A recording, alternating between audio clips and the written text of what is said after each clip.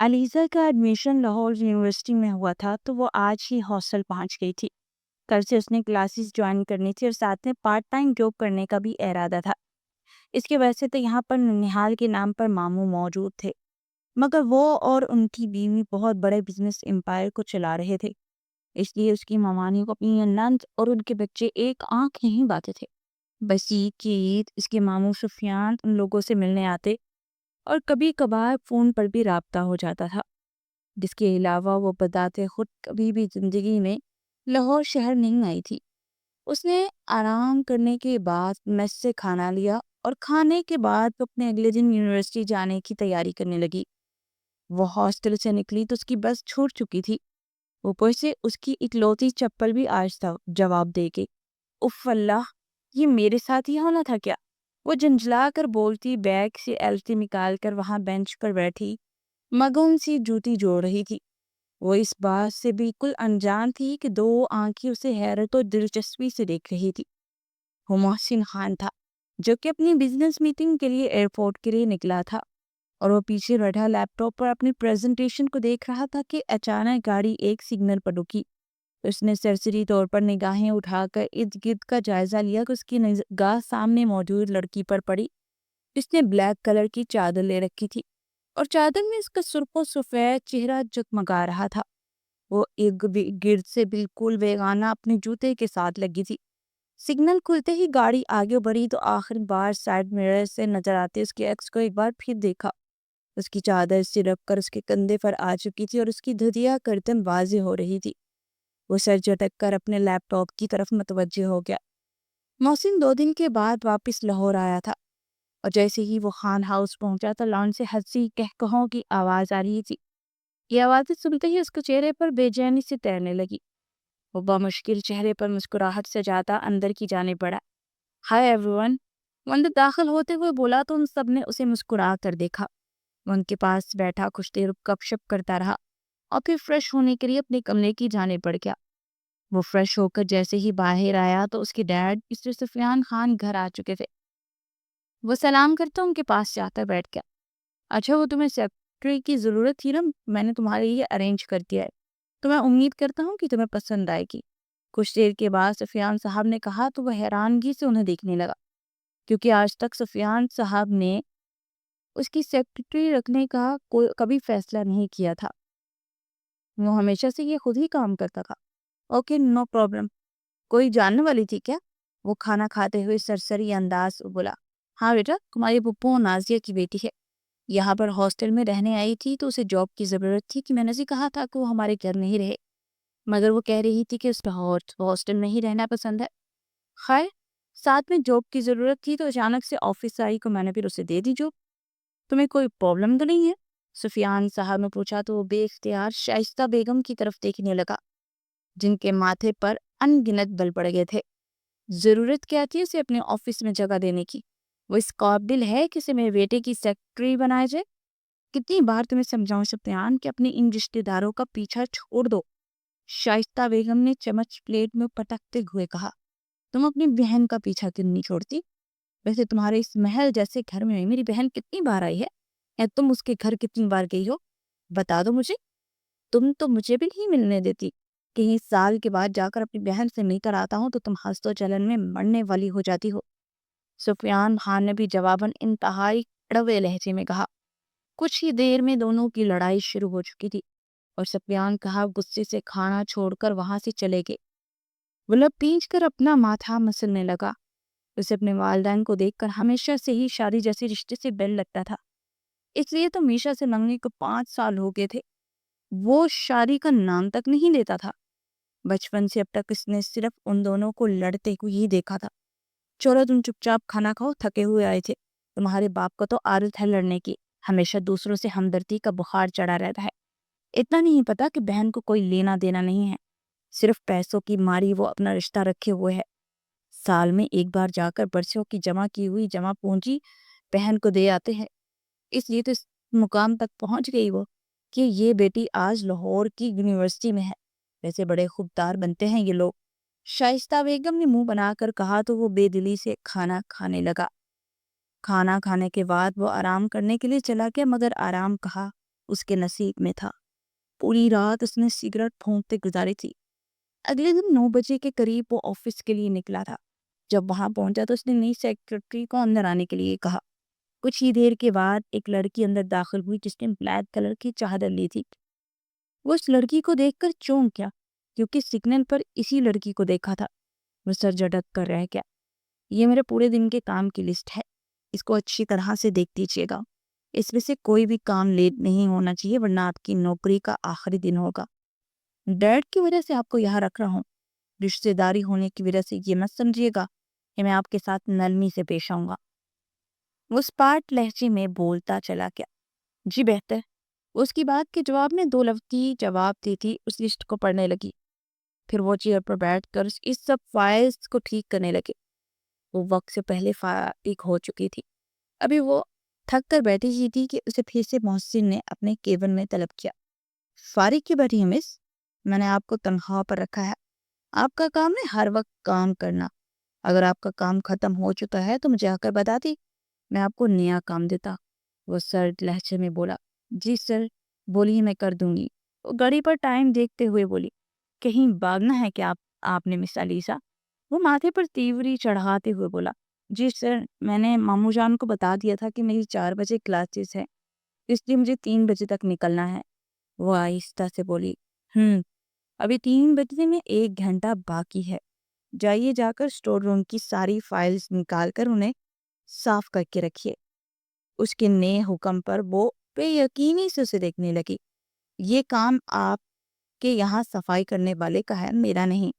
وہ لب بھینچ کر بولی۔ مس علیزہ، آپ میری سیکرٹری ہیں اور آپ پر میرا ہر حکم ماننا فرض ہے اور یہی آپ کا کام ہے۔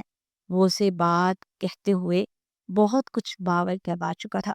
وہ سر جھٹک کر اٹھی اور اسٹور روم میں آ کر سب تاک کرنے لگی۔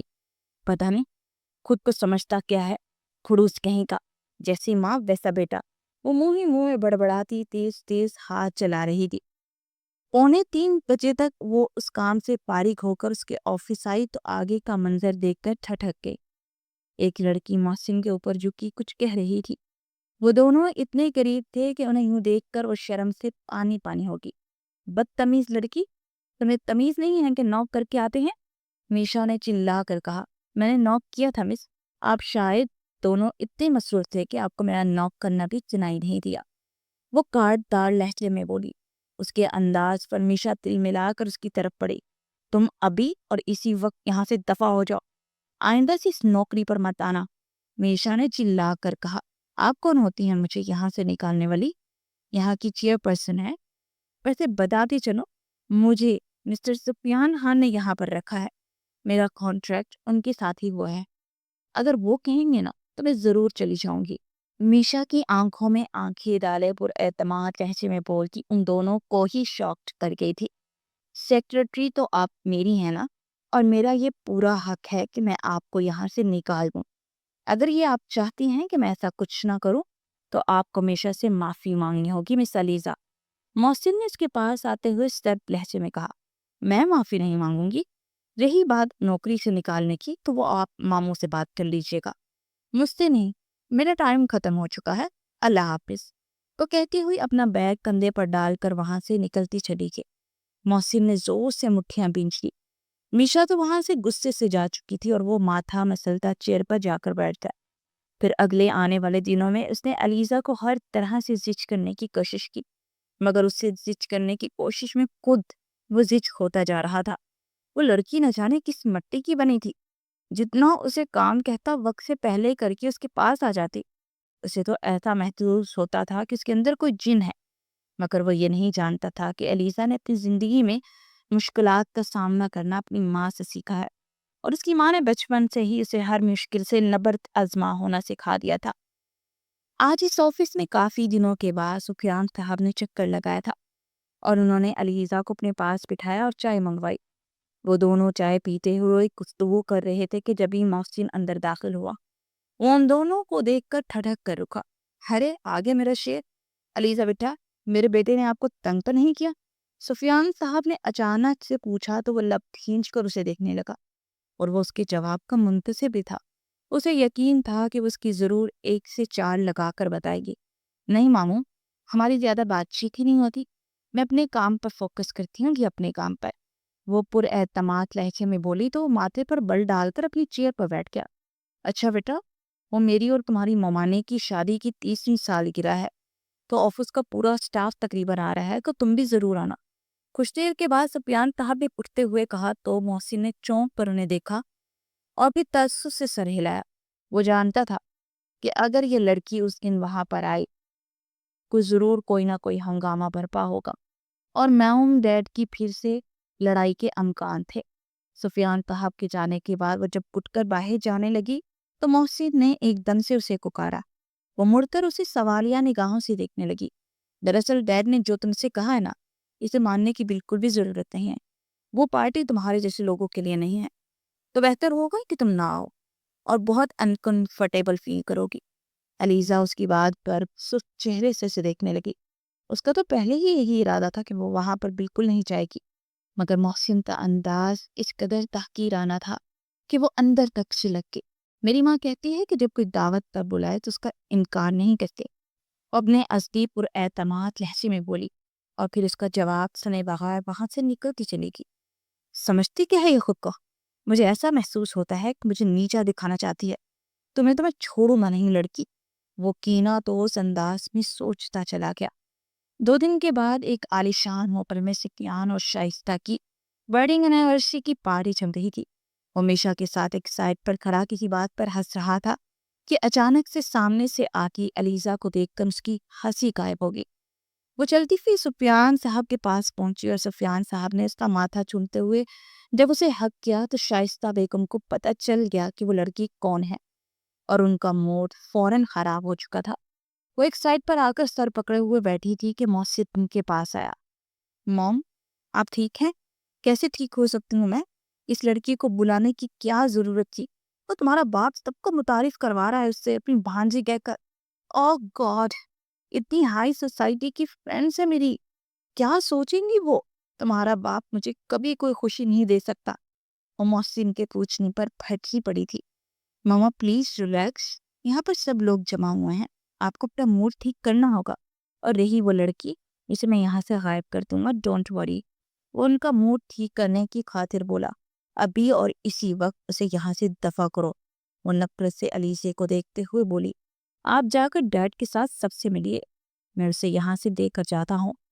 وہ ہلکا سا مسکرا کر بولا اور پھر علیزہ کی جانب بڑھ گیا۔ سفیان صاحب اپنے کسی دوست سے مل رہے تھے۔ اس نے ایک نظر انہیں دیکھا اور پھر علیزہ کے بازو سے دبوچتے اسے کھینچتا ہوا باہر لے آیا۔ منع کیا تھا میں نے کہ مت آنا، اور دیکھو تمہاری وجہ سے میری موم کا موڈ خراب ہو گیا۔ سمجھتے کیا ہو تم خود کو؟ وہ اسے زور سے دھکا دیتے ہوئے بولا اور وہ گرتے گرتے بچی۔ دماغ خراب ہو گیا ہے آپ کا؟ اور میں نے منع کر دیا تھا ماموں کو، مگر انہوں نے ڈرائیور کو بھیجا تو میں کیا کرتی؟ وہ غصے سے اس کی طرف دیکھتے ہوئے بولی، بکواس بند کرو اپنی اور نکلو یہاں سے۔ اب کی بار محسن نے اس قدر زور سے دھکا دیا کہ وہ وہاں سیڑھیوں سے نیچے گرتی چلی گئی۔ اس کی دل خراش چیخوں سے پردہ گونج اٹھی تھی۔ وہ ساکت و جامد پھٹی پھٹی نگاہوں سے اسے دیکھ رہا تھا جو زمین پر تاک کی پلیٹی تھی۔ وہ تیزی سے سیڑھیاں اترتا اس کے پاس گیا، اسے کمر سے جکڑ کر اٹھایا کہ رخسار کو تھپ تھپا کر اسے پکارنے لگا۔ اس کی چیخ کی آواز سنتے ہوئے سفیان صاحب جو باہر اسے ڈھونڈنے آئے تھے وہ بھی بھاگتے ہوئے وہاں پہنچے۔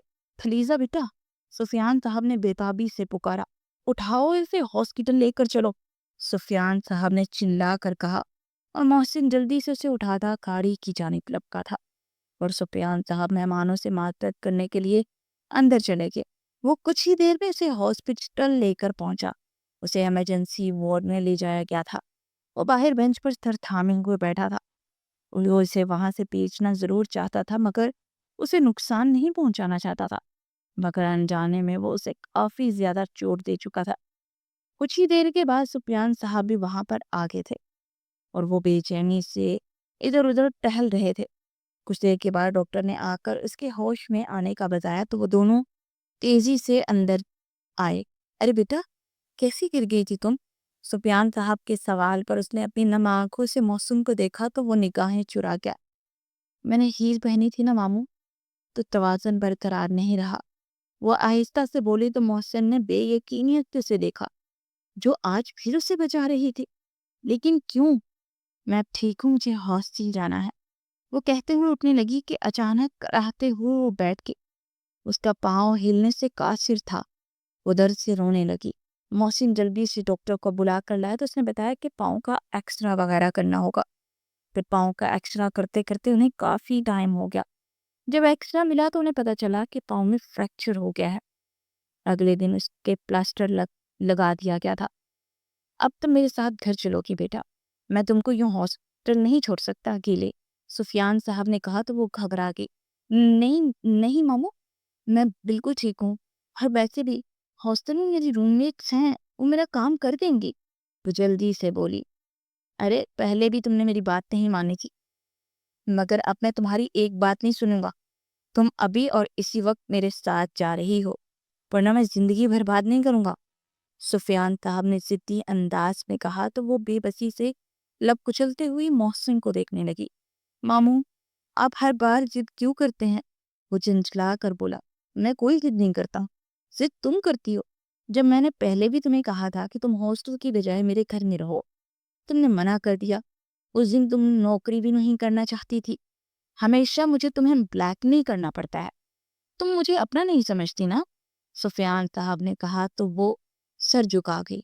फिर लाख इनकार के बावजूद सुफियान साहब उसे घर ले ही आए थे। मुलाजमा के साथ उसे गेस्ट रूम में पहुंचाकर वो जब लाउंज में आए तो शाइस्ता बेगम इधर से उधर टहल रही थी। आ क्या आप लोगों को घर आना याद? इस घटिया लड़की की वजह से मेरी पार्टी खराब होगी, और ऊपर से पहले तुम्हारे बाप को अपने पीछे लगाया हुआ था, तुम भी इसके पीछे चुनेगी कि खिदमतें करने? अरे इन माँ बेटी को तो वैसे ही खिदमत करवाने का बहुत शौक है, शाइस्ता बेगम ने लताड़ते हुए कहा तो वो सर झटक कर अपने कमरे की जाने पड़ गया। कमरे में आते ही वो कपड़े निकालकर वॉशरूम की तरफ बढ़ा और शावर खोलता दीवार पर हाथ रखे ठंडे पानी के नीचे खड़ा कर होते हुए आंखें मोले आज के हादसे के बारे में ही सोच रहा था। खुद को मलामत कर रहा था कि उसकी वजह से अलीजा को काफी ज्यादा चोट पहुंची। वो न जाने इस लड़की के साथ क्यों इतनी हमदर्दी कर रहा था। सारी सोचे झटकने के बाद वो चेंज करके बाहर आया और कुछ देर टॉक शो देखता रहा। फिर पूरी रात सिगरेट फूंकते उसकी यूं गुजरी थी। तहज्जुद के टाइम कुछ देर वो सोया और सूरज निकलने से पहले वो ट्रैकिंग सूट पहनकर वॉक के लिए निकल गया। जब वो वॉक से वापस आया तो उसके कदम बेख्तियार गेस्ट रूम की तरफ बढ़े। उसने दरवाजा नॉक करने के लिए जैसे ही आगे हाथ बढ़ाया तो अंदर से आती आवाज सुनकर थम गया। बेटा वो मोहसिन कैसा है? उसकी फूफो नाजिया की आवाज सुनाई दी। जैसे मामू है वैसा तो आपका भतीजा बिल्कुल भी नहीं है, मगर डैशिंग बहुत है, अलीजा की आवाज सुनाई दी। मैं तो कहती हूँ हॉस्टल छोड़ो, यहीं पर रह लो, तुम्हारे मामू भी कितनी बार कह चुके हैं, नाजिया बेगम ने कहा। अम्मी प्लीज, आप मुझे इस बात के लिए बिल्कुल भी फोर्स मत कीजिए, मैं पहले ही बहुत शर्मिंदा होती हूँ मामू को बार बार मना करके, लेकिन मैं यहाँ नहीं रह सकती। क्या आपको नहीं पता कि मामी को बिल्कुल भी पसंद नहीं? आगे 4 साल पहले जो हुआ वो भूल नहीं है आप? किस तरह वहां आकर उन्होंने इंसल्ट की थी, सिर्फ इस वजह से कि आपने मामू से ये कह दिया कि आप मोहसिन को अपना दामाद बनाना चाहती हैं। कितनी बेइज्जती हुई थी हमारी पूरे मोहल्ले के सामने। मैं ये बेइज्जती बर्दाश्त नहीं कर सकती अम्मी। आपने मेरी तरबियत में ये बात शामिल की है कि बड़ों से बदतमीजी नहीं करो। मैं पूरी कोशिश करती हूँ कि मैं ऐसा ना करूं, लेकिन आप भी तो ये बात जानती है ना कि आपकी बेटी कभी भी जुल्म बर्दाश्त नहीं करती। अब आप प्लीज दोबारा मुझसे ये बात मत कीजिएगा, अलीजा ने बेदारी भरे लहजे में कहा तो मोहसिन तो ये बात सुनकर ही शौक रह गया था कि नादिया फूफो उसे अपना दामाद बनाना चाहती थी। उसे अब समझ आई थी कि 4 साल पहले वो जब हाई स्टडी करके वापस आया था तो उसके आते ही शाइस्ता बेगम ने उसका रिश्ता अपनी भांजी मीशा से तय क्यों कर दिया था। तब से शाइस्ता बेगम नाजिया फूफो से ज्यादा ही नफरत करती थी, वो भी सिर्फ इस मामूली सी वजह से। वो लब भींच कर वहां से पलट आया। उसे आज भी अपना बचपन याद आ रहा था, जब वो पहली बार सियालकोट अपनी अखलौती फूफो की शादी पर गया था, और नाजिया बेगम तब उस पर वारी सदके जा रही थी और वो महज 7 साल का था। और उसके बाद वो कभी अपने दोतिहाल गया ही नहीं। یہاں تک کہ اس کی دادا دادو کا انتقال ہوا وہ تب بھی نہیں کیا تھا۔ شائستہ بیگم نے کبھی اسے جانے ہی نہیں دیا۔ اس کے والد کوئی جدی پشتی امیر نہیں تھے، انہوں نے اپنے حصے کی جائیداد سے اپنا کاروبار شروع کیا تھا۔ کئی اتفاقاً وہ کاروبار چل پڑا تھا۔ شائستہ بیگم جو پہلے ہی اپنے سسرال والوں سے ہار کھاتی تھی، امیر ہونے کے بعد وہ منہ لگانا بھی پسند نہیں کرتی تھی۔ وہ چینج کرنے کے بعد جب لاؤنج میں آئے تو سفیان صاحب علیزہ کو ویل چیئر پر بٹھائے اندر داخل ہوئے۔ لو بھئی آپ دونوں باتیں کرو، میں تب تک فریش ہو کر آتا ہوں، سفیان صاحب نے کہا اور اپنے کمرے کی جانب بڑھ کے بنا کچھ بولے اپنی ویل چیئر سے اٹھ کر سامنے صوفے پر بیٹھ کر میگزین دیکھنے لگی۔ کچھ دیر کے بعد وہ ہلکا سا کھنکارا مگر وہ اس کی طرف متوجہ نہیں ہوئی۔ مسٹر علیزہ ام وہ بولتے بولتے رک گیا اور علیزہ نے استحقاریہ مسکراہٹ سی جاتے اسے دیکھا۔ ضرورت نہیں ہے آپ کی معافی کی مسٹر خان، اور ہاں معافی مانگنے میں کوئی ٹائم نہیں لگتا، بس انسان کے اندر انسانیت ہونی چاہیے اور انسانیت ہونے کے لیے ضمیر کا زندہ ہونا ضروری ہے۔ پتہ ہے مسٹر خان، میں بہت جلد ہر کسی سے معافی بھی مانگ لیتی ہوں اور تھینکس بھی بول دیتی ہوں کیونکہ میرے اندر میرا ضمیر زندہ ہے۔ میں نے آپ کو کچھ نہیں بگاڑا تھا، مگر پھر بھی جب سے آپ مجھ سے ملے ہیں آپ نے مجھ سے اس طرح رویہ رکھا جسے نہ جانے میں نے آپ کے ساتھ کون سی زیادتی کر دی۔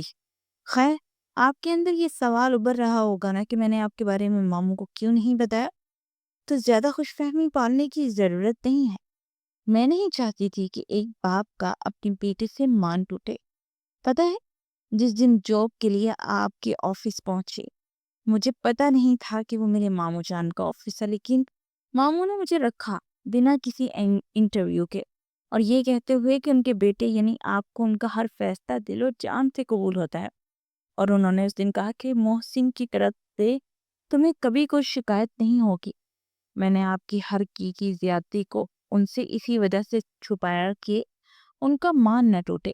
وہ چبا چبا کر بولتی جا رہی تھی اور محسن گمسم سا ان پر اعتماد سیاہ آنکھوں کی چمک کو دیکھ رہا تھا جن میں کچھ معصومیت تھی اور ایک عجیب سی کشش جو محسن کو اپنی طرف کھینچ رہی تھی۔ محسن کو یہ نہیں معلوم تھا کہ یہ کشش اس اخلاص کی ہے جو اس لڑکی کے دل میں ہے، اور اس کے اخلاص نے آج محسن خان کے دل کو چھو لیا تھا۔ وہ محسن خان جو برسوں سے مضطرب تھا، اسے معلوم ہی نہیں تھا کہ اس کی سکون کا باعث یہ اخلاص سے بھرپور لڑکی ہی بننے والی ہے۔ وہ جو میشا کو اپنا آئیڈیل سمجھ رہا تھا اسے معلوم ہی نہیں تھا کہ وہ بہت جلد علیزہ خان کی محبت میں پور پور ڈوبنے والا ہے۔ یہ کیا ہو رہا ہے یہاں پر؟ شائستہ بیگم کی آواز پر وہ دونوں چونک کر انہیں دیکھنے لگے۔ گڈ مارننگ مام، وہ جلدی سے بولا۔ تم کیا کر رہے ہو اس لڑکی کے ساتھ بیٹھ کر؟ شائستہ بیگم نے کڑک لہجے میں کہا۔ کیا ہو گیا مام؟ صرف بیٹھے ہیں، وہ سر جھٹک کر بولا۔ کوئی ضرورت نہیں ہے اس کے ساتھ بیٹھنے کی، اور ہاں میں کچھ دنوں کے لیے آؤٹ آف کنٹری جا رہی ہوں تو میرے آنے سے پہلے یہاں سے چلی جائے تو بہتر ہے۔ وہ چبا چبا کر بولی تو نہ جانے محسن کو شرمندہ سا ہو گیا، مگر علیزہ سپاٹ چہرے سے بیٹھی تھی جیسے ان کی باتوں کا برا ہی نہ لگا ہو۔ وہ سر جھٹک کر اپنے کمرے کی جانب پڑ گیا۔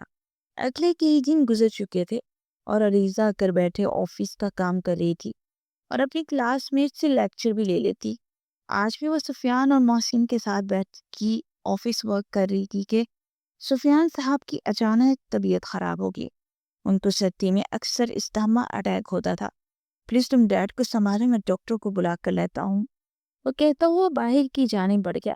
کچھ دیر کے بعد وہ ڈاکٹر کو لے آیا، تب تک وہ سفیان صاحب کو انہیلر سے سانس لینے کا کہتی رہی۔ ڈاکٹر نے چیک اپ کے بعد کچھ میڈیسن وغیرہ دی اور واپس چلا گیا، اور محسن اور وہ ان کے پاس ہی بیٹھے تھے۔ سفیان صاحب اب سو رہے تھے، وہ بھی صوفے پر بیٹھی بیٹھی چمائیاں روک رہی تھی۔ علیزہ تم جا کر آرام کر لو، میں ڈیڈ کے پاس ہوں، محسن نے پاس آ کر کہا۔ نہیں، جب تک ماموں اٹھ نہیں جاتے یہاں سے کہیں نہیں جاؤں گی، وہ جلدی سے بولی تو محسن نے اسے زیادہ فورس نہیں کیا بلکہ اس کے ساتھ ہی صوفے کی دوسری سائڈ پر بیٹھ گیا۔ ایک بات پوچھو علیزہ؟ اچانک سے محسن نے پوچھا۔ جی، وہ سر اس بات میں ہلا گئی۔ پھوپھو چاہتی تھی کہ میری اور تمہاری شادی ہو، کیا تم بھی یہ چاہتی تھی؟ محسن نے جھجکتے ہوئے پوچھا تو وہ طنزیہ انداز میں مسکرا دی۔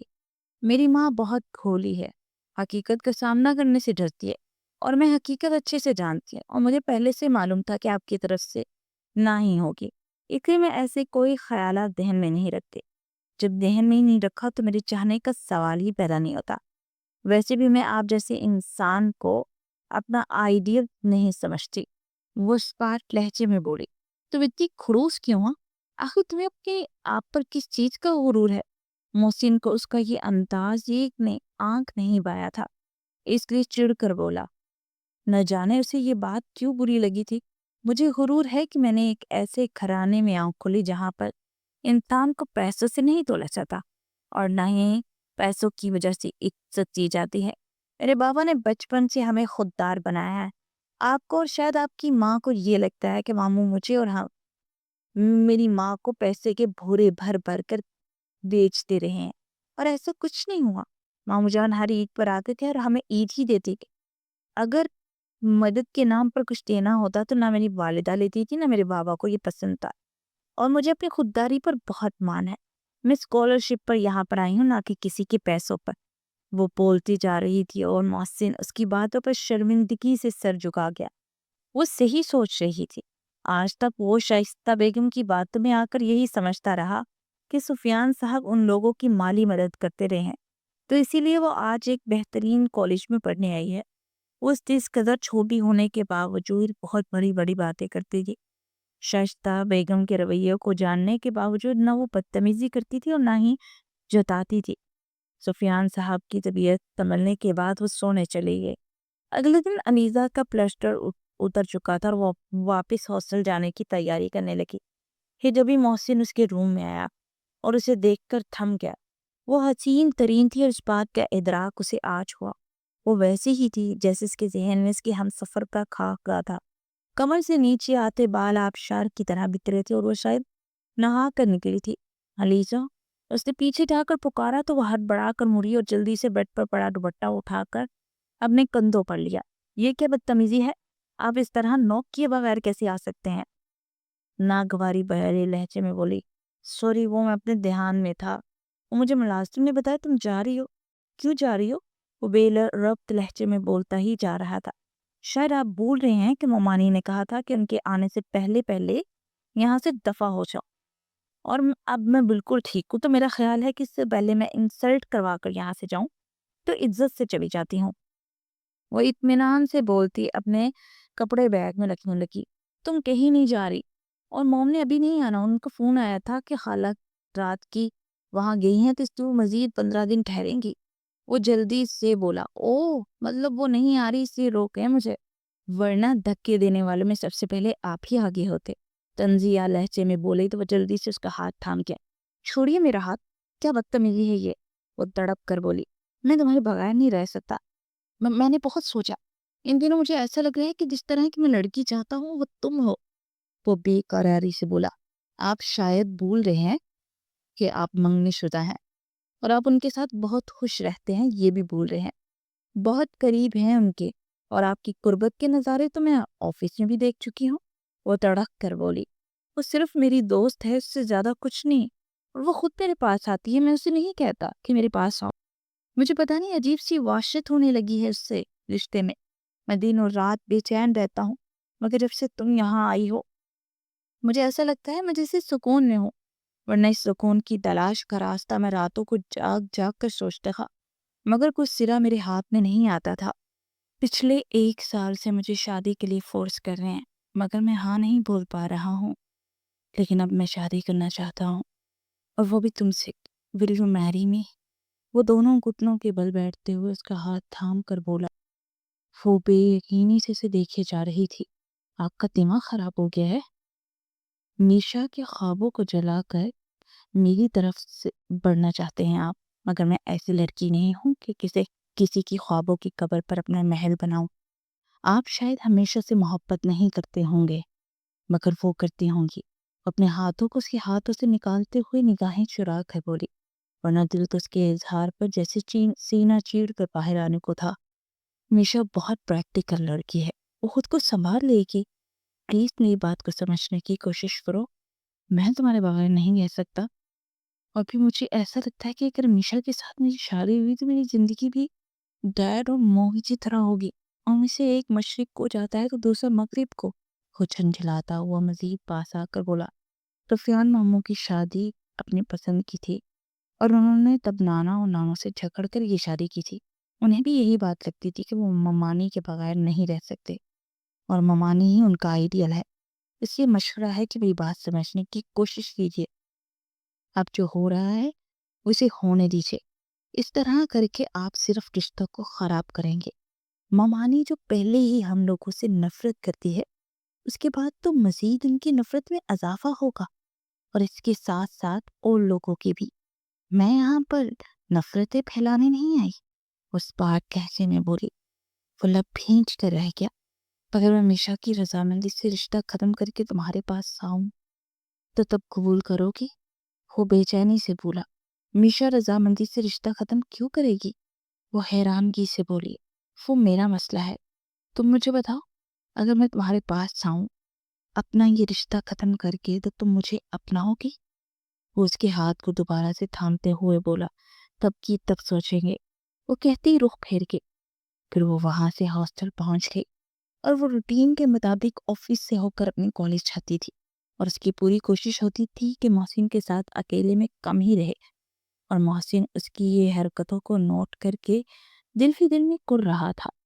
आज भी वो बहुत उलझा हुआ बैठा था कि अचानक से मीशा उसके पास आई और उसे पीछे से हक करके, ये क्या बदतमीजी है मीशा, उसे नागवारी से पीछे धकेलते हुए बोला तो वो हैरानगी से उसे देखने लगी। आखिर तुम चाहते क्या हो? शादी तुम नहीं करना चाहते, पास तुम नहीं आने देना चाहते। मुझे तो ऐसे लगता है कि तुम मुझे छोड़ना चाहते हो। मीशा चिल्ला कर बोली, तुम ठीक समझ रही हो। मैं और तुम बहुत मुख्तलिफ हैं। हम अच्छे दोस्त बन के रह सकते हैं लेकिन लाइफ पार्टनर नहीं। मुझे जिस तरह की लड़की चाहिए वो तुम नहीं हो मीशा। प्लीज हमें अपने रास्ते अलग करने होंगे। वो बोला तो मीशा ने बेयकीनी से उसे देखा और उसकी आंखों में आंसू आ चुके थे। कैसे कह सकते हैं आप ये बात?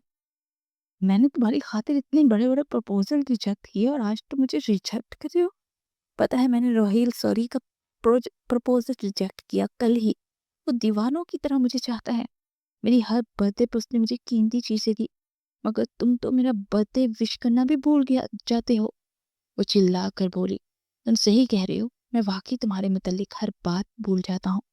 मैं तुम्हें वो मोहब्बत और वो सब नहीं दे सकता जिसकी तुम हकदार हो। इसीलिए तुम राहील का रिश्ता एक्सेप्ट कर लो और मैं उसके पास जाना चाहता हूँ जिसे मेरा दिल चाहता है।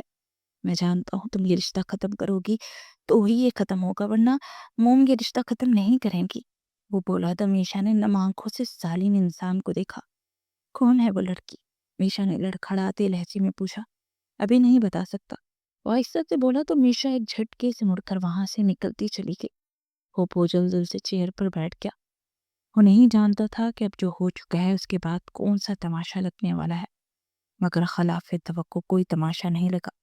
बल्कि मीशा ने चुपचाप जाकर रिश्ता खत्म कर दिया था और इस बात पर शाइस्ता ने उन लोगों से ताल्लुक ही खत्म कर दिया था। मीशा ने साबित कर दिया कि वो वाकई उसकी एक अच्छी दोस्त है। वो दिल ही दिल में शर्मिंदा भी था कि उसने मीशा का दिल तोड़ा है, मगर वो जानता था कि ये जिंदगी भर उसको दिए जाने वाले दुख से कहीं बेहतर है। वो आज की खुशखबरी अलीजा को देने वाला था मगर वो ऑफिस ही नहीं आई। अगले दिन भी उसने इंतजार किया मगर वो मुसलसल 3 दिन से ऑफिस नहीं आ रही थी। इस बात पर वो काफी ज्यादा परेशान हुआ। उसने सुफियान साहब को बताया तो वो मुतमईन बैठे थे। डैड, मैं आपसे बात कर रहा हूँ और आप मुतमईन बैठे हैं। आपने पता किया है कि वो आ क्यों नहीं रही? वो बेचैनी से बोला, अरे बेटा, तुम्हें अपने बाप का मुतमईन चेहरा नजर नहीं आ रहा? तो इसका मतलब यही है ना कि वो मुझे बता कर गई है कि वो क्यों नहीं आ रही। दरअसल उसकी चाचाजाद बहन की शादी है तो वो अपने शहर वापस चली गई है और 20-25 दिन तक नहीं आएगी। फियान साहब ने अपने बेटे की बेचैनी से हंस उठाते हुए कहा और तवक्को के ऐन मुताबिक वो मजीद बेचैन हो चुका था। उसकी हालत को जान चुके थे मगर उसके मुंह से सुनना चाहते थे। ऐसा कैसे कर सकती है? मतलब इतने दिन छुट्टियां कौन करता है यार? मैं कैसे रहूंगा उसे देख के बगैर? और वो बेख्तियार बोलते बोलते रुका और उसने बेयकीनी से सुफियान साहब को देखा जो कि मुस्कुरा रहे थे। अब मजाक कर रहे हैं ना? वो लब भींच कर बोला, बिल्कुल नहीं बेटा, मैं तो तुम्हारी हालत को एंजॉय कर रहा हूँ। اور وہ واقعی شادی پر ہی گئی ہے۔ تمہیں اگر لگتا ہے کہ تم اتنے دن اسے دیکھے بغیر نہیں رہ سکتے تو انویٹیشن کارڈ آیا ہے، تم چاہو تو شادی پہ جا سکتے ہیں۔ وہ بولے تو ایک دم سے اس کا چہرہ کھل اٹھا، مگر پھر بجھ سا گیا۔ موم نہیں جانے دیں گی، وہ لب کھینچ کر بولا۔ سیالکوٹ میں نے اپنے ایک پروجیکٹ شروع کیا ہے، اس کے سلسلے میں ایک میٹنگ ہے، تو تمہیں وہاں تو جانا ہی پڑے گا۔ کیوں شائستہ؟ ٹھیک کہہ رہا ہوں نا؟ انہوں نے اسی وقت اندر آتی ہی شائستہ بیگم سے کہا تو وہ چونک کے، بزنس کے سلسلے میں جانا ہے تو ٹھیک ہے، اور خبردار اگر تم اپنی پھپھو کی طرف کے تو۔ شائستہ نے کہا، ارے وہ کیوں جائے گا وہاں پر؟ تمہارا شہزادہ ایک معمولی سی کٹیا میں کیسے رہ پائے گا؟ سفیان صاحب نے طنزیہ انداز میں کہا۔ بس باتیں کروا لو آپ سے، ہر وقت طنز کے تیر برساتے ہو، شائستہ بیگم نے کہا اور اپنا موبائل اٹھا کر باہر نکل گئی۔ چلو جاؤ تیاری کرو، تمہیں وہاں جا کر پروجیکٹ بھی دیکھنا ہے اور شادی بھی اٹینڈ کرنی ہے۔ سفیان صاحب نے مسکراتے ہوئے کہا تو وہ جلدی سے ان کے گلے لگ گیا۔ پھر اگلی صبح ہی وہ سیالکوٹ پہنچ چکا تھا۔ اس کی گاڑی سفیان صاحب کے بتائے ہوئے راستے پر رواں دواں تھی۔ ایک محلے میں پہنچ کر اس نے گاڑی کو جب اندر کیا تو ادھر ادھر کے لوگ نکل کر اس عالیشان کار کو دیکھ رہے تھے۔ مجھے سعید خان صاحب کے گھر جانا ہے، اس نے ایک جگہ رکتے ہوئے پوچھا تو انہوں نے اشارے سے 3 گھر چھوڑ کر ایک گھر کی طرف اشارہ کیا۔ وہ گاڑی کو ایک سائڈ پر لگاتا وہاں سے نکلا اور جا کر دروازہ نوک کیا۔ دروازہ ایک 22 سال کے لڑکے نے کھولا تھا۔ محسن بھیا، وہ لڑکا چلا کر بولا تو محسن حیران ہو گیا۔ میرا نام علی خان ہے، علیزہ باجی کا بھائی۔ علیزہ باجی نے نا آپ کی تصویر ہمیں پرسوں ہی دکھائی تھی۔ وہ لڑکا بولتا جا رہا تھا اور وہ اس کے ساتھ ٹہلنے میں آیا۔ اس سے پہلے کہ وہ اندر جاتا کہ اچانک سے اس کے اوپر پانی کی بوچھار آئی۔ اس نے سٹپٹا کر اوپر کی جانب نگاہ اٹھائی تو علیزہ ہاتھ میں بالٹی پکڑے آنکھیں پھاڑے بے یقینی سے اسے دیکھ رہی تھی۔ پھر وہ تیزی سے سیڑھیاں اتر کر نیچے آئی تو اس کی حالت دیکھ کر مسکرا دیا۔ پورے کپڑے بھیگے تھے اور کمر کے گرد دوپٹہ لپٹا ہوا تھا۔ محسن نے سلام کیا تو وہ جلدی سے ہوش میں آئی۔ علی تب تک اندر سے نازیہ بیگم کو بھلا لایا تھا اور نازیہ بیگم اسے دیکھ کر گلے لگا کر پھوٹ پھوٹ کر رو دی۔ محسن کی بھی آنکھیں نم تھی۔ مجھے تو یقین ہی نہیں آ رہا میں تجھے دیکھ رہی ہوں میرے بچے، وہ اس کی بلائیں لیتے ہوئے بولی۔ پھر کچھ ہی دیر میں بہت سارے لوگ وہاں پر جمع ہو چکے تھے جو علیزہ کے تایا زاد چچا زاد تھے اور اسے باری باری سب سے متعارف کروایا جا رہا تھا۔ وہ سب کے سب بہت خوش اخلاقی سے ملے تھے۔ نازیہ بیگم نے کچھ دیر کے بعد اسے ایک کمرے میں بھیجا۔ وہاں پر ایک پلنگ بچھا تھا اور اس پر صاف ستھری سفید کلر کی بڑے بڑے پھولوں والی چادر تھی۔ گھر بہت چھوٹا تھا اس کے محل کے مقابلے میں، مگر افراد بہت زیادہ، اور ایک اور چیز اور بھی تھی، اس چھوٹے سے گھر میں محبتیں بہت زیادہ تھی۔ شام تک کوئی اسے چائے پوچھنے آ رہا تھا اور کوئی اسے کھانا۔ موسم ٹھنڈا تھا تو رات کو وہ جلدی سونے کے لیے لیٹ گیا۔ آدھی رات کو پیاس کی وجہ سے اس کی آنکھ کھلی تو وہ پانی پینے کے ارادے سے باہر آیا تو صحن میں کچھ چارپائیاں بچھی تھی جن پر کچھ لوگ سوئے ہوئے تھے اور انہوں نے اپنے اوپر موٹے موٹے کمفرٹر اور رکھے تھے۔ آپ کو کچھ چاہیے تھا؟ علیزے کی پیچھے سے آواز آئی تو وہ چونک کر مڑا۔ اتنی سردی میں بھائی صحن میں کیوں سو رہے ہیں؟ اس نے پوچھا۔ آپ دیکھتے رہے ہمارا گھر چھوٹا سا ہے، گھر میں مہمان وغیرہ بھی آئے ہیں، شادی کی وجہ سے تو کوئی کمرہ خالی نہیں تھا، اور جو آپ کو کمرہ دیا ہے وہ اس گھر کے لڑکوں کا تھا، تو اب آپ کسی کے ساتھ کمرہ شیئر نہیں کریں گے، تو اسی لیے باقی سب لوگ باہر سوئے ہیں۔ مسکرا کر بولی، او مائی گاڈ، یہ کیا کیا تم لوگوں نے؟ میں شیئر کر لیتا کمرہ، کوئی پرابلم نہیں تھی۔ وہ جلدی سے بولا، نہیں، مجھے پتا ہے نا کہ آپ کو پرائیویسی بہت پسند ہے، اسی لیے کسی کو کوئی اعتراض نہیں ہے اس بات پر۔ علیزہ جلدی سے بولی، کیسے مجھے پرایا کر رہی ہو؟ یہ بالکل ٹھیک نہیں ہے، کل سے یہ نہیں ہونا چاہیے، سب لڑکے وہیں پر میرے پاس ہی سوئیں گے۔ وہ روٹھے ہوئے انداز میں بولا، چلے ٹھیک ہے، میں امی سے کہہ دوں گی۔ وہ مسکرا کر بولتی پلٹنے لگی تو محسن نے ایک دم اسے پکارا، میرا اور میشا کا رشتہ ختم ہو گیا ہے اور میں ڈیڈ کی رضامندی سے یہاں پر تمہارے پاس آیا ہوں۔ اب اتنی دور تمہاری ہاتھ سننے کے لیے آیا ہوں تو تم مجھے مایوس مت لوٹانا۔ وہ بولا تو علیزہ نے بے یقینی سے اسے دیکھا۔ آپ اس لیے آئے ہیں؟ وہ کب کباتے لہجے میں بولی، ہاں، اور تم اتنا ڈر کیوں رہی ہو؟ میں یہاں کل پھپھو سے بات کرنے والا ہوں، تمہیں کوئی اعتراض تو نہیں ہے؟ وہ اس کے ہاتھ کو تھامتے ہوئے بولا، یہ بالکل ٹھیک نہیں ہے۔ میں اچھی طرح جانتی ہوں کہ آپ ضرور ممانی سے چھپ کر یہ بات کرنے آئے ہیں نا۔ میں یہ رشتہ نہیں کروں گی جب تک وہ راضی نہیں ہوں گی۔ اپنا ہاتھ اس کے ہاتھ سے چھڑواتے ہوئے سخت لہجے میں بولی، کیا ہو کیا گیا یار تمہیں؟ وہ مان جائیں گی۔ جب ایک بار ہم بات طے ہو جائے گی نا، انہیں ماننا ہی پڑے گا۔ تم میری خوشی ہو اور وہ میری ماں ہے۔ میں جانتا ہوں میری خوشی کے لیے کچھ بھی کر جائیں گی، بس تمہیں ان کا دل جیتنا ہوگا۔ تم جیت لو گی نا؟ وہ امید بھرے لہجے میں بولا، پلیز آپ مجھے اس بات کے لیے بالکل فورس مت کیجیے، میں نہیں یہ کر سکتی، پلیز سمجھیے۔ وہ اپنے لب کچلتے ہوئے بولی، پلیز تم سمجھو مجھے، اور ہمارا رشتہ جب طے ہوگا نا تو برسوں پرانی جو ساری رنجشیں ہیں وہ ختم ہو جائیں گی۔ پلیز اس بات پر ضرور غور کرو۔ وہ بولا تو علیزہ نے کچھ تذبذب کے بعد سر اس بات میں ہلایا۔ پھر اگلی صبح جب محسن نے نازیہ بیگم سے اپنے اور اس کے رشتے کی بات کی تو وہ جیسے خوشی سے کھلی اٹھی تھی۔ آج رات کو ساجدہ کی مہندی کا فنکشن تھا، ساتھ ہی محسن اور اس کی ممی رکھ دی گئی تھی۔ سفیان صاحب بھی شام تک پہنچ گئے تھے۔ بھابھی نہیں آئی؟ نازیہ بیگم نے پوچھا۔ ارے تمہیں پتہ تو ہے، اگر اسے بتا دیا نا تو ایک طوفان برپا کر دے گی۔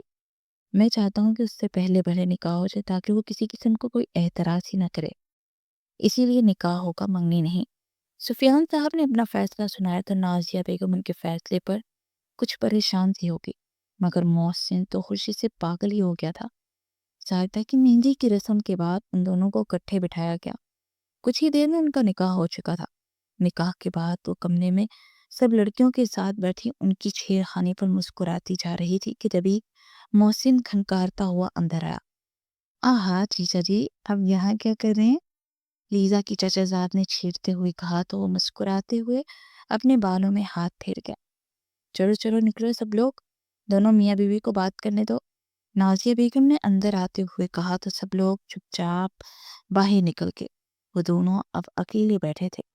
وہ چلتا ہوا اس کے سامنے آیا اور اپنے پاکٹ میں سے ایک مخملی کیس نکال کر گھٹنوں کے بل بیٹھتے ہوئے اسے پرپوز کر دیا۔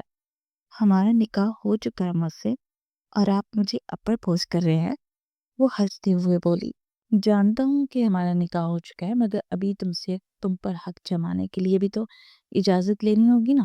وہ مسکراتے ہوئے بولا، جب آپ کی ہو گئی ہوں تو پورے حق آپ کے ہی ہیں۔ وہ سر جھکائے آہستہ سے بولتے اسے سرشار کر گئی۔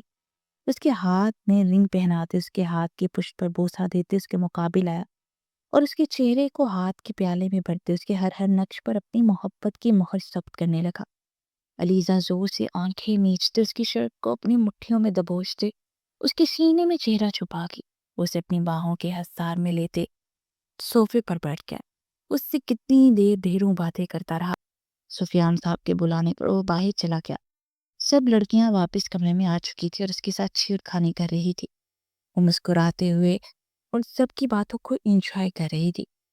اگلے دن ساجدہ کی بارات تھی اور وہ تیار ہو کر ہوٹل سے یہ نکلنے ہی والی تھی کہ چاچی نے اسے دودھ پلائی کے لیے دودھ بنانے کو کہا۔ وہ کچن میں جا کر دودھ بنانے لگی۔ سب لوگ ایک ایک کر کے جا چکے تھے۔ کچھ دیر کے بعد محسن کچن میں آیا تو اس کے ہاتھ میں گجرے تھے۔ بڑی خوبصورت لگ رہی ہو، اسے پیچھے سے باہوں کے حصار میں لیتے ہوئے بولا تو وہ کان کی لو تک سرخ ہو گئی۔ آپ یہاں کیا کر رہے ہیں؟ ہوٹل کیوں نہیں گئے؟ وہ اس سے خود کو چھڑوانے کی کوشش کرتے ہوئے بولی۔ اسے آہستہ سے چھوڑتا اس کے ہاتھوں میں گجرے پہنانے لگا۔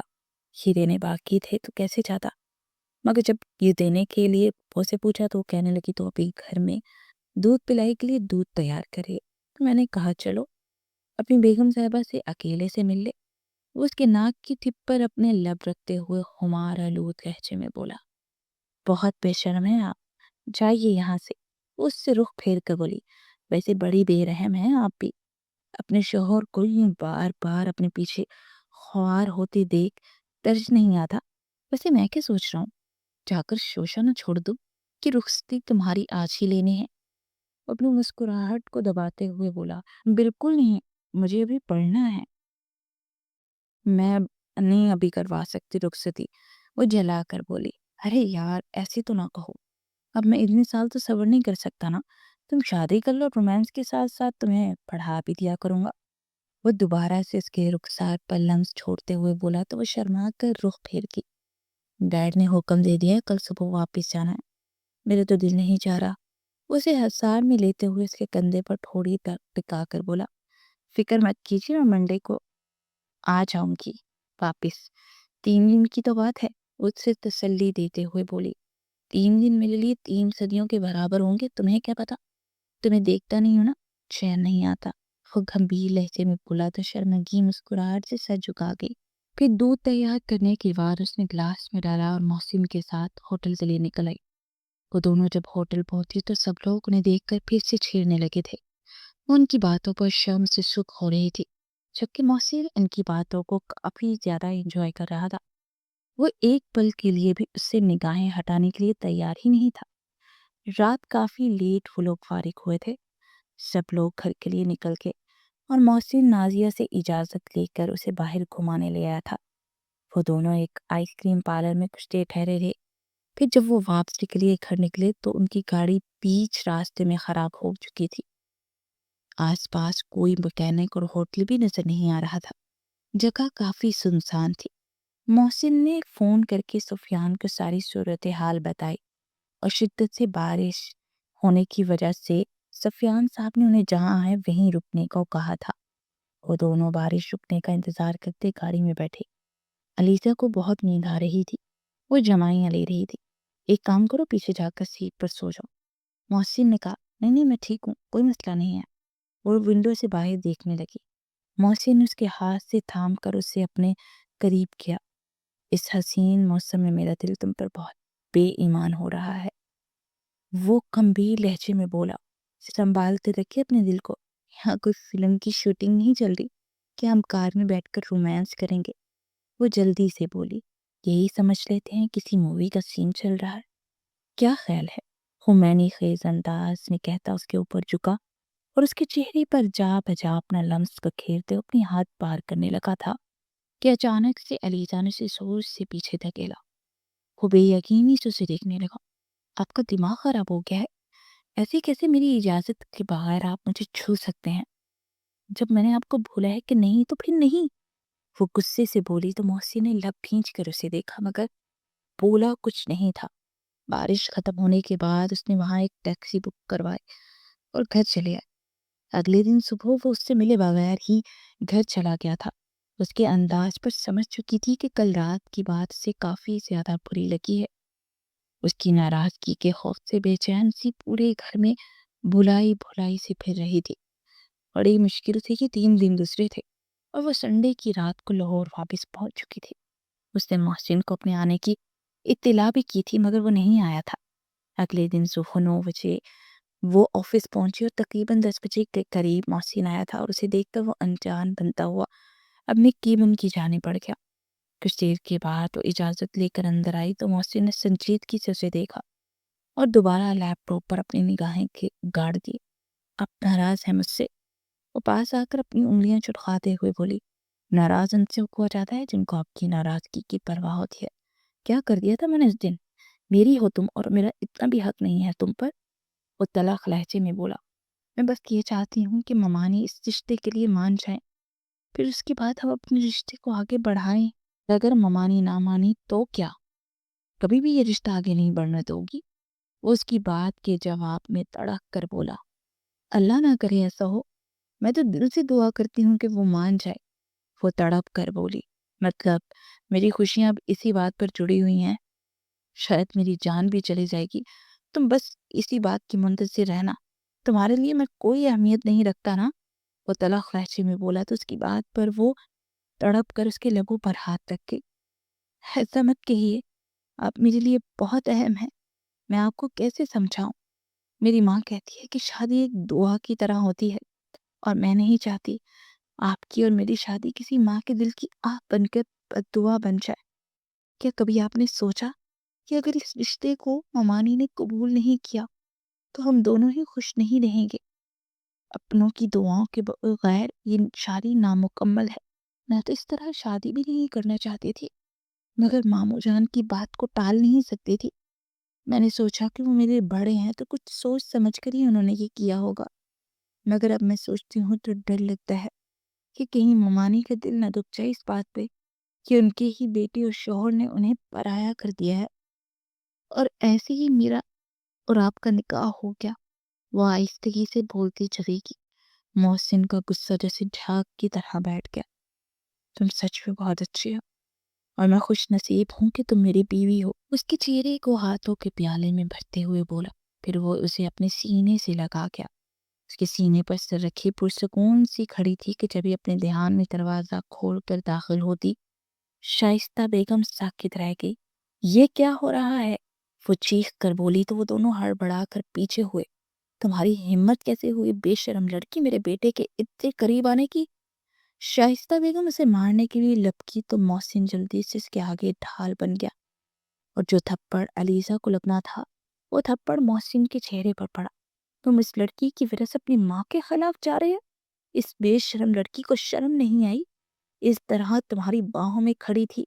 इसकी माँ तो बड़ी ही गैरतमंद बनती थी और ये तरबियत की है इसने कि दूसरे के बेटों को अपने जाल में फंसाओ।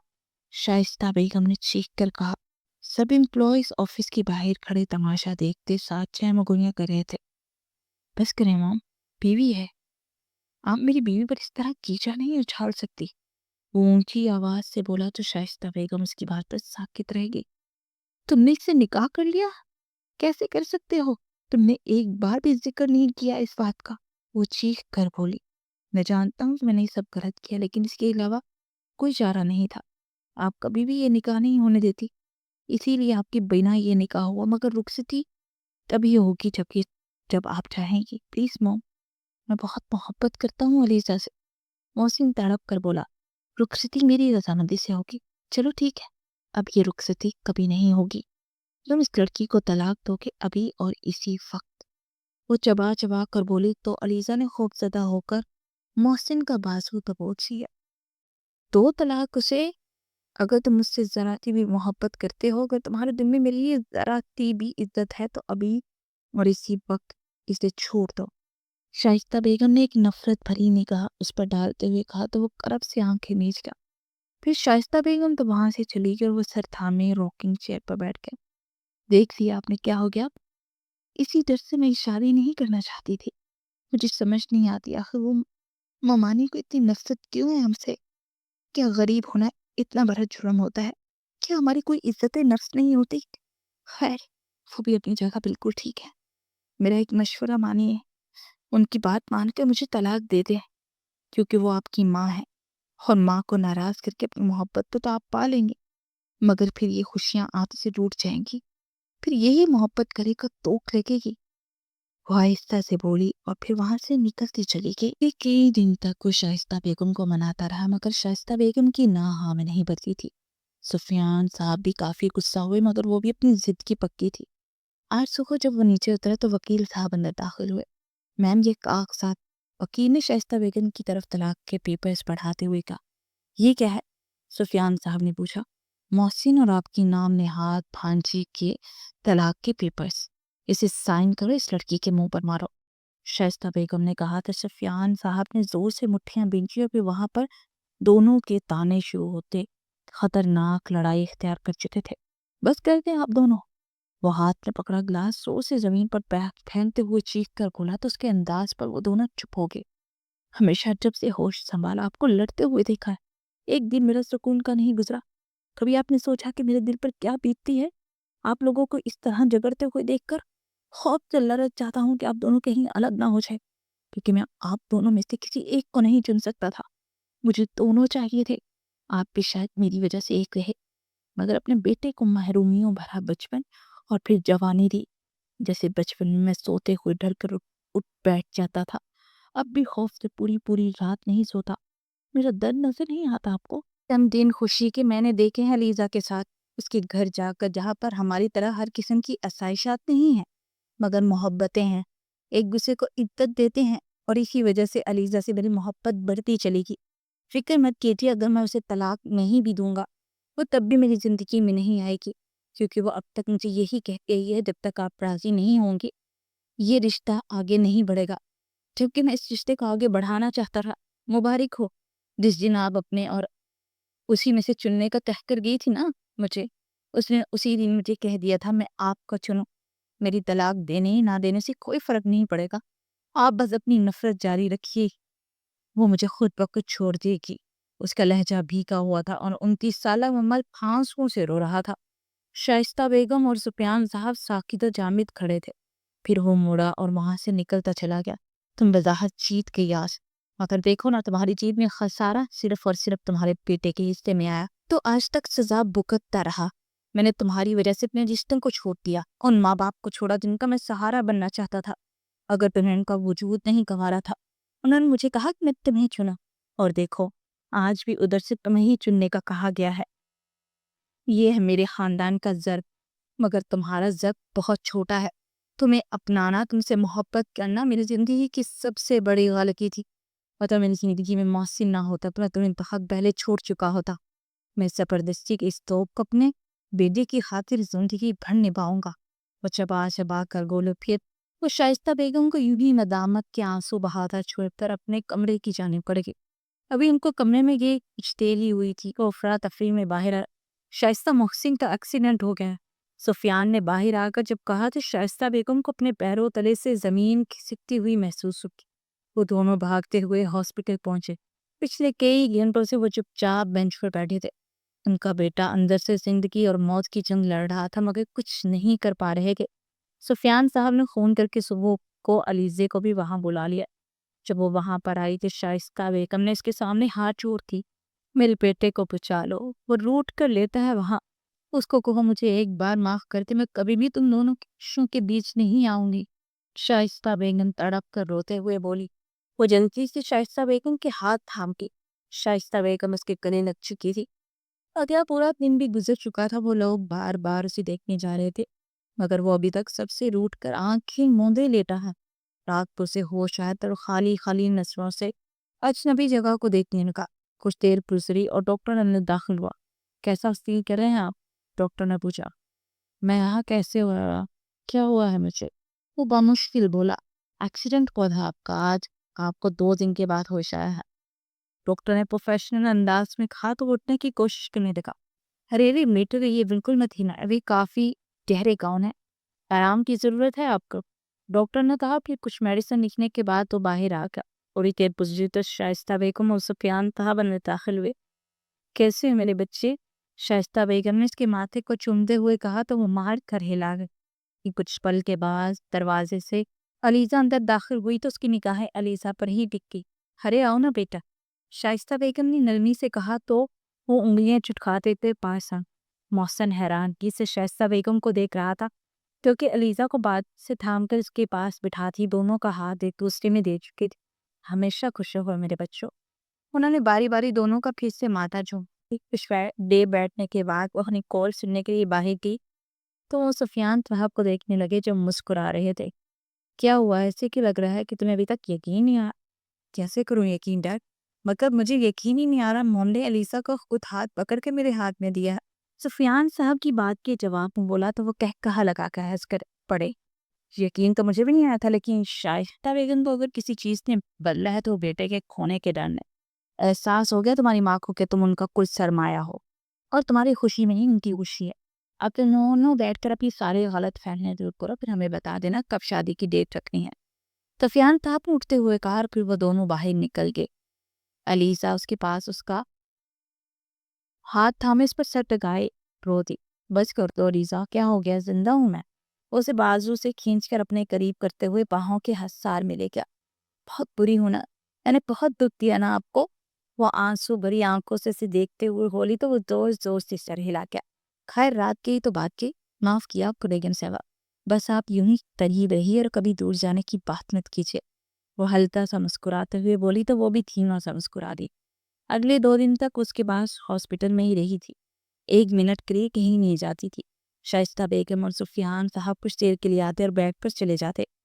اگلے دن اسے ہاسپٹل سے چھٹی ہوگی اور علیزہ گھر چھوڑنے کے بعد ہاسٹل جانے لگی تو شائستہ بیگم نے اسے پکارا، تم کہیں نہیں جاؤ گی؟ میں نے نادیہ کو فون کر کے کہہ دیا کہ اگلے ہفتے آ جائے، شادی کی تیاری کرنی ہے، تو تم تب تک گیسٹ روم میں رہو گے اور پھر رخصت ہوتے میرے بیٹے کے کمرے میں۔ تمہیں کسی بھی چیز کی ضرورت ہو تو تم نے بلا جھجک کہنا ہے۔ شائستہ بیگم نے نرم لہجے میں کہا تو وہ سر اسبات نے ہلا کے۔ مہینے کے بعد وہ پور اس کے لیے سجے اسٹرڈ بلیڈ کلر کے لہنگے میں ملبوس گھونگھٹ نکالے بیڈ کے بیچوں بیچ بیٹھی اپنے ہمسفر پر انتظار کر رہی تھی۔ اس نے بجلی دروازہ کھلا، محسن اندر داخل ہوا۔ وہ چلتا ہوا اس کے پاس آ کر اس کے سامنے بیٹھ گیا۔ محسن نے اس کو گھونگھٹ ٹوٹا تو اس نے ذرا سی پلکیں اٹھا کر اسے دیکھا اور پھر دوبارہ سے چکا رہی۔ مجھے تو یقین ہی نہیں آ رہا تھی تم میری بن چکی ہو۔ مجھے تو ایسا لگا میں کبھی بڑی مشکلوں سے پاؤں گا، مگر دیکھو قدرت نے ہمیں ملا ہی دیا، اور آج میرے پاس میرے قریب ہو۔ وہ اسے باہوں کے حصار میں لیے بولی تو وہ شرمگی مسکراہٹ سے سر جھکا گئی۔ تم بھی کچھ بولو نا، مجھ سے محبت کرتی ہو؟ محسن نے اس کی تھوڑی سی تھامتے اس کا چہرہ اونچا کرتے ہوئے پوچھا۔ جی آپ میرا سب کچھ ہیں، مجھے اب کسی چیز کی تمنا نہیں، کیونکہ آپ میرے پاس ہیں۔ مجھے بھی تمہارے طلب کے علاوہ کسی کی طلب نہیں کہ میری زندگی ہو۔ اس کے ماتھے پر شدت بھرا لمس دیتا اسے اپنی باہوں کے حصار نے قید کر گیا۔ ختم شد۔